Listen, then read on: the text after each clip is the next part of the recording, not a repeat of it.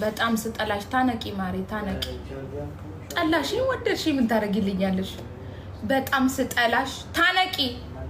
ወይ ደግሞ ሲኦል ሂጂ። እኔን ማታገኘኝ ቦታ ቢኖር ሲኦል ነው። ሲኦል መግባት ትችያለሽ። እሺ ሜሪዬ እንግዲህ ለሄርሜላ ጠላሽኝ ወደሽኝ እኔ ምን ታረግልኛለሽ? አታበኝ አታጠጭኝ፣ ከፈለሽ ታነቂ ብላታለች። እንግዲህ እኔ ማየት ካልፈለሽ ደግሞ ሲኦል መግባት ትችላለሽ፣ እኔን ማታይበት እዛ ብቻ ነው ብላታለች። እንግዲህ ማለት ነው።